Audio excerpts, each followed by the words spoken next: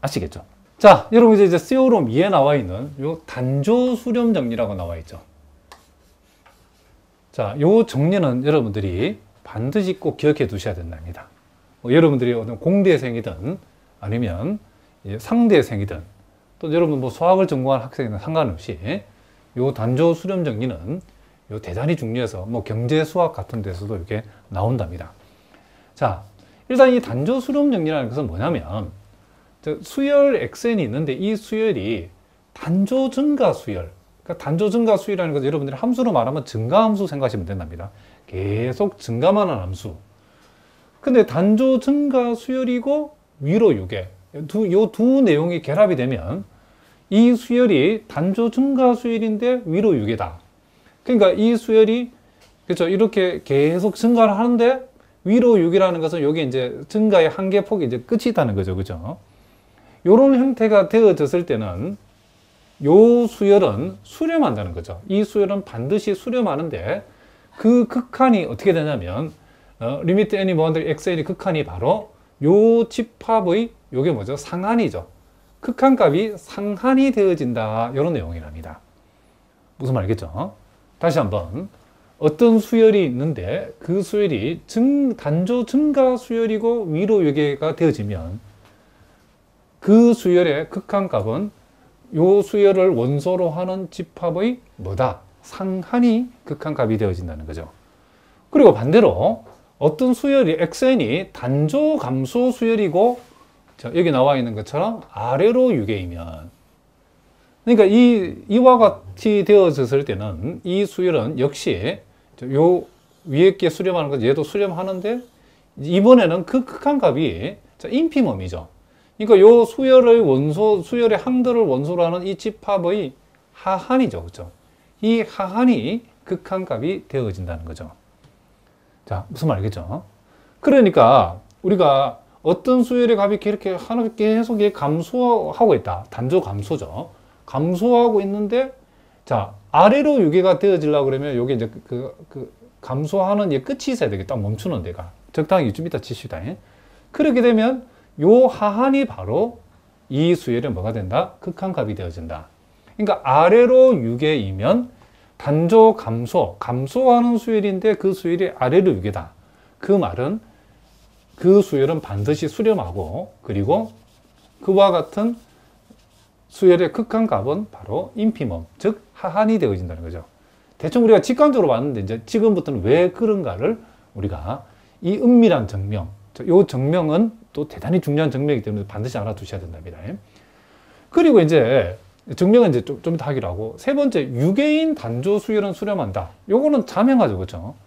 왜냐하면 유계라고 하는 것은 이제 위로 유계임에서 동시에 아래로 유계라는 것을 담고 있는 말이고, 단조 수열이라고 하면 이제 어떤 수열이 단조 수열이다라는 뜻은 단조 증가 수열 아니면 단조 감소 수열이다. 그런 뜻이죠.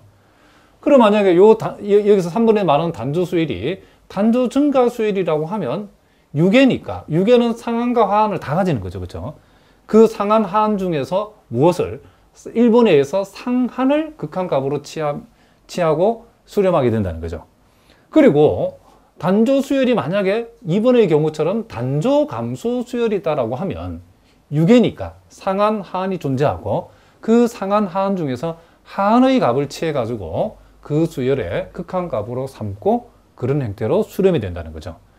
그래서 우리는 1번, 2번만 증명하면 3번은 1번, 2번에 의해서 저절로 성립한다는 것을 우리가 알 수 있다. 이런 얘기를 합니다. 자, 무슨 말이겠죠?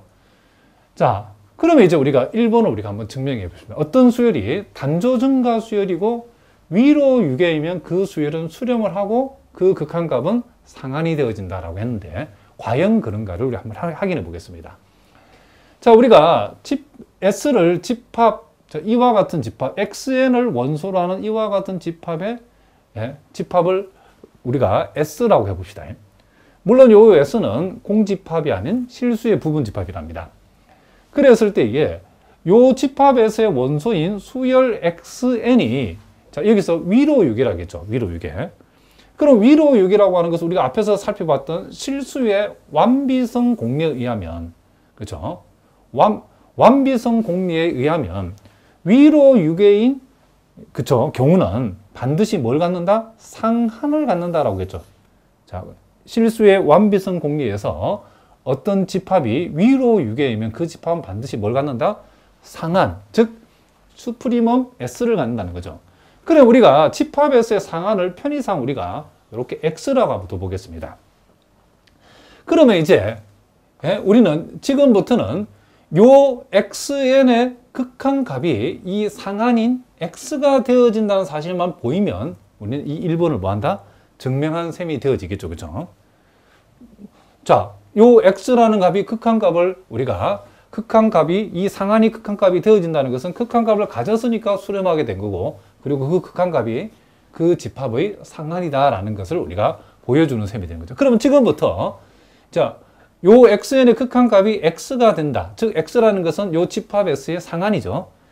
집합 s의 상한이 xn의 극한값이 되어진다는 사실을 지금부터 보이면 된다는 거죠.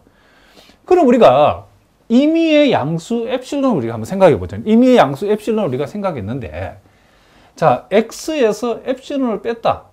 자, x에서 엡실론을 뺐다. 근데 이 x는 상한이죠. 상한. 그렇죠? 그러면 x-엡실론이라는 것은 s의 상계가 아니죠. 그죠? 자, 상한이라고 하는 것은 상한도 일종의 상계 중에 하나랍니다. 그죠? 근데 상한이라는 것은 상계 중에서 제일 작은 값인데 이 x가 상계 중에서 제일 작은 값인데 거기서 엡실론을 뺐다라고 하는 것은 무슨 말이겠죠? 뺐다라는 것은 x-엡실론이라고 하는 것은 s의 상계가 절대로 아니죠. 그죠? 그러니까 우리가 이 집합 S의 원소를 우리가 xn으로 표현했는데 xn으로 표현했을 때에 지금 x라고 하는 것이 집합 S의 뭐다? 지금 상한이라고 했다는 것은 적어도 xn은 x보다는 작거나 같은 값이죠. 무슨 말이겠죠? 그런데 이 x에서 엡실론을 뺐다고 하는 것은 요 상계 중에 제일 작은 값인 요 상한보다 더 왼쪽에 있다는 얘기죠. 그렇죠? 그와 같은 값은 분명히 지금 상계가 아님이 틀림없다는 거죠. 그리고 자, 요 상한이라고 하는 값하고 x-엡실론이라는 값, 상한보다 작은 x-엡실론 이 값을 우리가 요 값 사이에 적당한 그쵸 집합 S의 원소가 분명히 존재할 수 있겠죠. 그쵸? 우리 이것을 우리가 어려운 말로는 x의 엡실론 왼쪽 근방이라는 거죠. 그러니까 우리가 수직선에서 x가 여기 있다라고 했을 때에 요게 x 플러스 엡실론이고 자, 요 값이 x 마이너스 엡실론이 했을 때 요 부분을 x의 엡실론 왼쪽 근방이라고 요걸 오른쪽 근방이라고 우리가 볼 수 있겠죠. 그러니까 지금 x라는 값보다 틀림없이 x 마이너스 엡실론은 그쵸 집합 S 안에 더 x보다는 작은 쪽에 들어가 있는데 요 사이에 적당한 무슨 값이 집합 S의 원소인 적당한 원소가 분명히 하나 들어있다는 거죠. 이 말은 우리가 x-엡실론보다는 크고 x보다 상한에 해당되는 값보다 작거나 같다가 되는 이것을 만들어간 적당한 자연수 K가 존재한다. 맞는 말이죠. 그렇죠? 자, 그런데 우리가 문제 조건에서 수열 x에는 단조 증가 수열이다. 함수로 말하면 증가함수다. 그런 뜻이죠. 그러면 우리가 x라고 하는 것은 s의 지금 상계이므로 자, 요 말을 먼저 봅시다. n이 k보다 크거나 같을 때에 자, n이 k보다 크거나 같게 되면 우리가 xk하고 xn을 비교했을 때 항상 xn이 xk보다 크거나 그쵸? 큰 쪽에 오게 되는 거죠. 지금 우리가 이 수열에서는 이 항의 넘버가 함수 입장에서 이런 변수라고 생각하면 된답니다. 우리가 증가함수는 x값이 크면 클수록 함수값이 크죠. 그리고 수열도 증가 수열이니까 이 수열의 넘버가 크면 클수록 그렇죠. n이 k보다 크게 되면 그 대응하는 수열 xn과 xk를 비교했을 때도 xn이 xk보다 당연히 큰 쪽이 있겠죠. 그러면 우리가 지금 xn이라고 하는 것은 요 집합 S의 지금 원소 중에 하나인데 이 집합 S의 모든 원소는 상한보다는 작거나 같다가 되죠. 그렇죠? 무슨 말이겠죠? 상한보다는 작거나 같기 때문에 이 상한에다가 엡실론을 더한 값보다 요 xn이 작은 것은 틀림없죠. 양변에 우리가 요 x값이 양변n이고 요 x에다가 엡실론만큼을 더해버리면, 즉 수직선에 봤을 때 x 플러스 엡실론은 x보다 큰 쪽에 있죠. 요 값하고 x보다도 아래쪽에 x보다 작거나 같은 동네에 있는 이 수열의 원소 xn은 요 놈보다 자금이 틀림없죠. 그죠? 무슨 말이겠죠?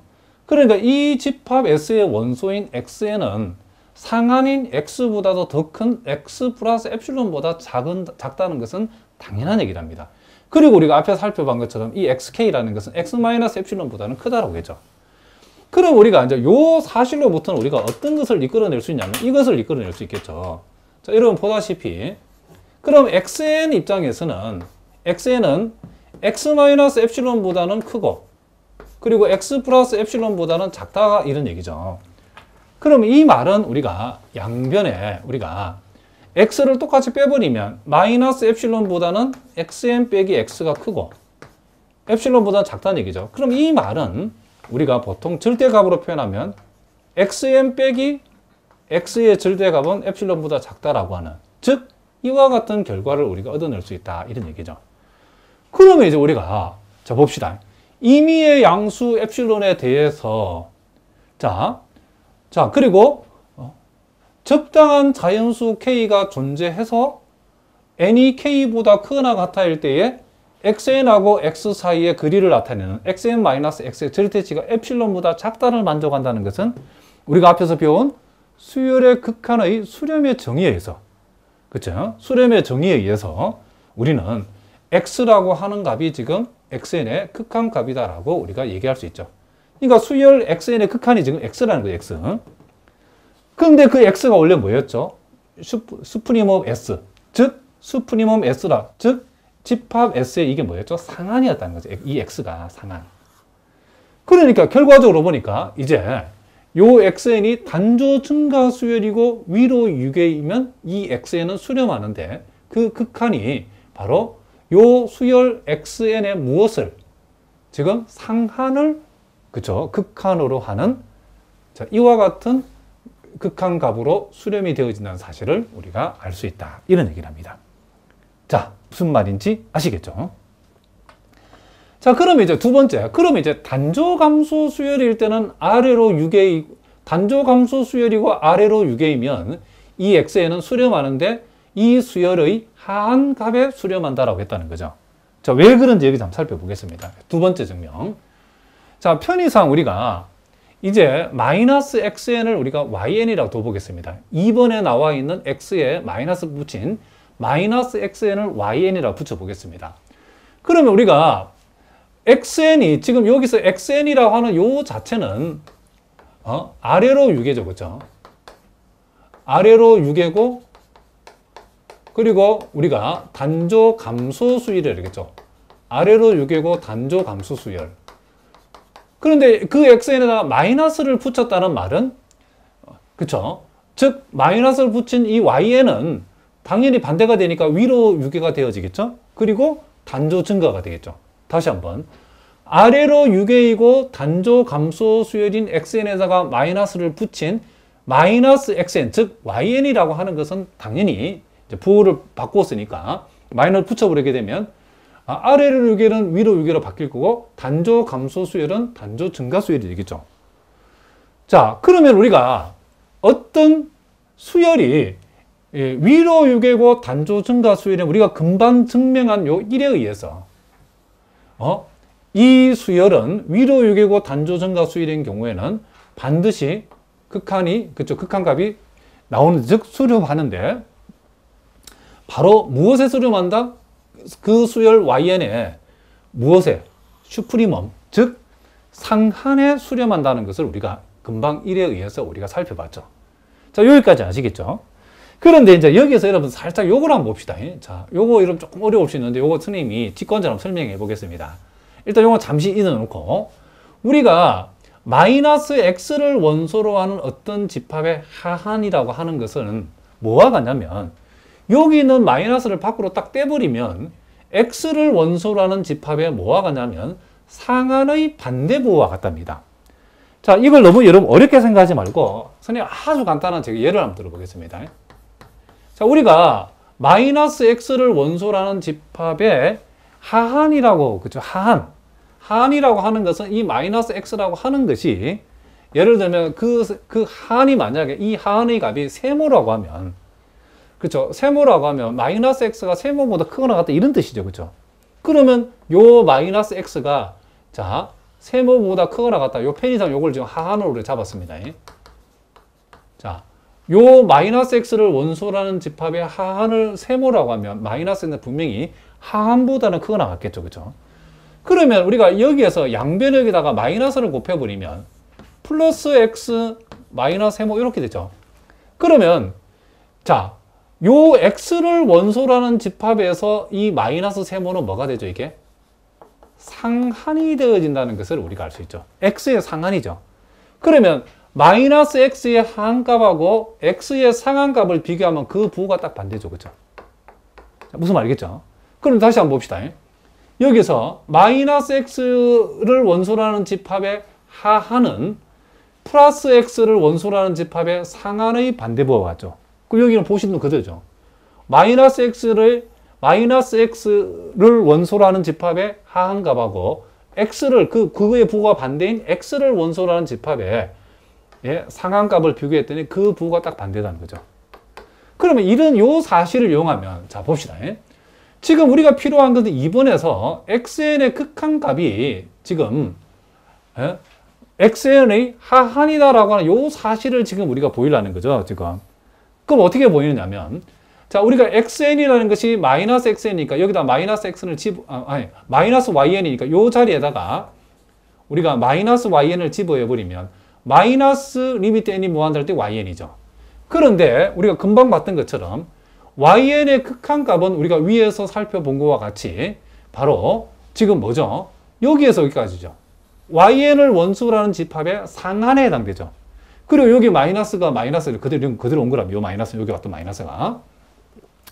그런데 지금 y를 원소라는 집합의 상한의 반대부호는 요 마이너스를 이 안쪽으로 집어해버리면 하한으로 바뀌죠, 그죠? 그러니까 여기서 상한, 하한 여러분 연산을 하실 때는 요 마이너스가 들랑달랑 할 때에 마이너스가 바뀌는 게 안으로 들어오면 이 상한이 뭘로 바뀐다? 하한으로 바뀐다라고 기억하시면 크게 무리가 없답니다. 그러니까 요 마이너스 안에 들어와서 마이너스 yn의 뭐와 같다? 하한과 같다는 것을, 즉 마이너스 yn을 원소로 하는 이 집합의 하한과 같다는 것을 우리가 알 수 있죠. 무슨 말이겠죠? 그러면 이제 마이너스 yn이 뭐였죠? 양변에 마이너스 곱하면 이 마이너스 yn은 플러스 xn이죠. 그럼 결국 xn을 원소로 하는 집합의 하한과 같다는 것을 우리가 알 수 있다는 거죠. 그러니까 우리가 2번 증명에서 2번에서는 요 xn 요 자체는 아래로 6이고 단조 감소 수열이었는데 아래로 6이고 단조 감소 수열인 경우에 그 극한값은 그 수열의 뭐와 같다? 하한과 같다는 것을, 그렇죠? 인피먼과 같다는 것을 우리가 알 수 있다. 이런 얘기죠. 자, 무슨 말이겠죠? 자, 대단히 중요한 내용이기 때문에 반드시 알아두셔야 된답니다. 자, 그러면 이제 세 번째는 우리 아까 설명했지만, 그러면 이제 유괴인 단조 수열은 수렴한다라는 세 번째 사실은 우리가 1번, 2번에 의해서 자명하다 스님 아까 얘기했죠. 자, 간단한 문제도 한번 살펴봅시다. 이 문제도 우리가 편입시험에 나왔던 문제인데, 여러분 학교 시험에서 얼마든지 나올 수 있는 문제이기 때문에 잘 보셔야 된답니다. 자, 다음 수열에 대한 설명 중 틀린 것을 골라봐라 그랬죠. 자, 틀린 것을 골라봐라. 자, 수렴하는 수열의 극한은 유일하다. 당연하죠. 우리가 어떤 수열이 극한이 수렴한다는 것은, 그쵸? 하나의 값으로 정해진다는 거지 여러 개의 값으로 정해진다는 것은 수렴한다고 얘기하지 않죠. 그러니까 얘는 당연한 말이고. 그리고 두 번째, 수렴하는 수열의 각 항으로 이루어진 집합은 유계이다. 자, 요거 우리가 앞에서 우리가 어디서 봤냐면 요거 시오럼 1에서 봤죠. 이거 시오럼 1에서. 자, 어떤 수열이 수렴한다는 것은 곧 뭐다?